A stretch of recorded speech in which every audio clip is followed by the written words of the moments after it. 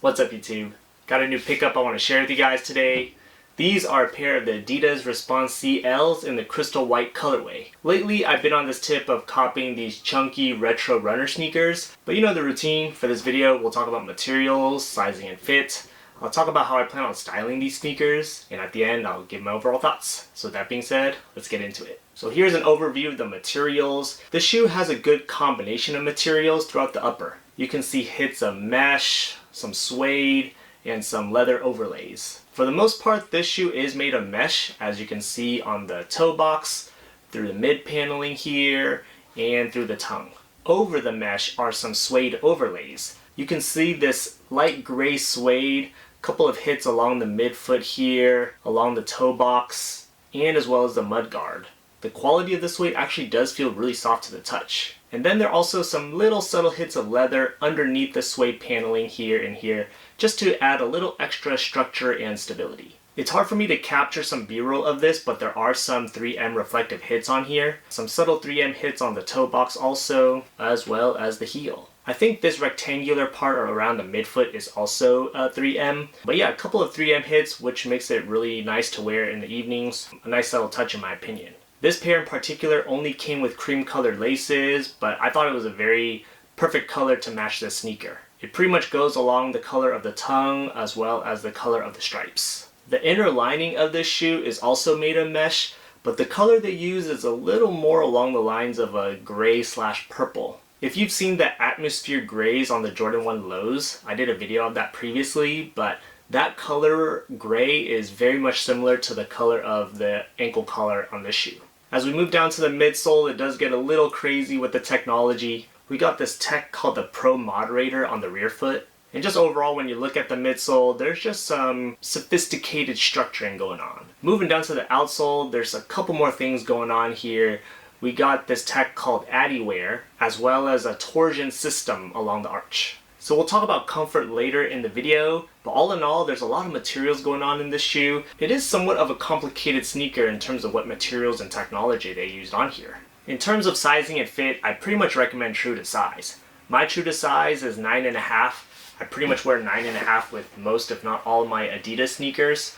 I went 9.5 with these and they worked out pretty much perfectly, so my personal recommendation is true to size. Alright, next let's talk about comfort. Overall, I would say that these shoes are pretty comfortable, but it's worth understanding some of the technology and materials they used on the shoe. To keep things simple, oftentimes I like to categorize comfort as two ends of a spectrum. You either have the end of stability and structure, or you have the end of flexibility and mobility. So with structure and stability, you have a shoe that's a lot more firm and a lot more keeps your foot together. Whereas on the end of flexibility, you have a very soft and squishy and malleable shoe. So depending on the circumstances and depending on what you're looking for, you have to know which end of the spectrum you want and need. So overall with this shoe in particular, this shoe errs more on the side of structure and stability. And there are a couple features worth mentioning about that. For one, there are a bunch of different overlays on the upper, which again provides a little more structure and support for your foot. Another feature that provides the structure and support is this Pro-moderator midsole. This makes it so that your midsole is not super squishy, like Boost for example. Boost, being very squishy and soft and responsive, is on the side of flexibility. This is the opposite. The Pro-moderator midsole provides structure to the midsole so that your midfoot is not just absorbing all this energy to the ground. In terms of the outsole, you have the Adiwear technology, which from my understanding is the type of rubber they used on the outsole. This outsole is quite rugged, it's abrasion resistant, and it also allows for a lot of durability as well. The torsion system on the midsole provides a little bit of flexibility so that it's not super hard and stiff. The torsion system is just like this arch support that bridges the back of the foot to the front of the foot, so it allows for a more smooth ride. To add onto the comfort of this shoe, because this shoe is mostly made of mesh throughout the upper, it makes it so that the shoe is very breathable. So I can definitely see myself tolerating wearing these for a whole day out in the sun, in a nice warm day with good ventilation and without my feet feeling too sweaty. So again, all in all, when it comes to comfort, I actually do feel like these shoes are pretty comfortable.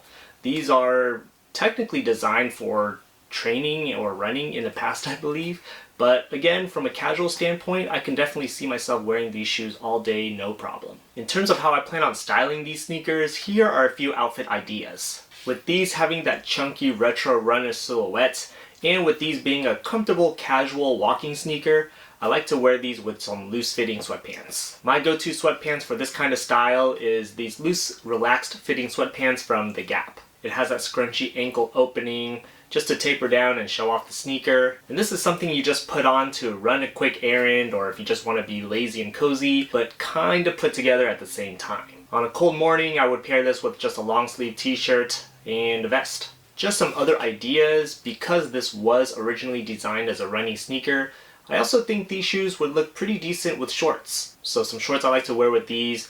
One option is just a pair of sweat shorts. I had to go with the white sweat shorts just to match the sneakers. And just to add a little pop of color, I'm rocking this with the Adidas hoodie.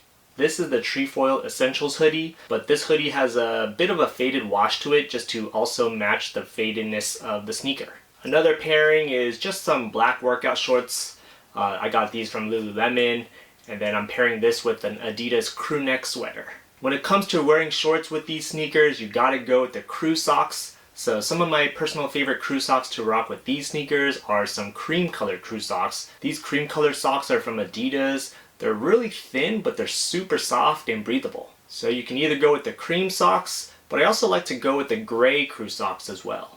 So all in all, I'm a pretty big fan of this sneaker. This is definitely a decent option when it comes to your next fashionable / chunky sneaker. These do retail for $130, I believe, but I was lucky enough to snag these on Black Friday for only $70. These are definitely worth it if you can get them for under 100 bucks. This, in my opinion, is a very competitive option when it comes to your next dad sneaker.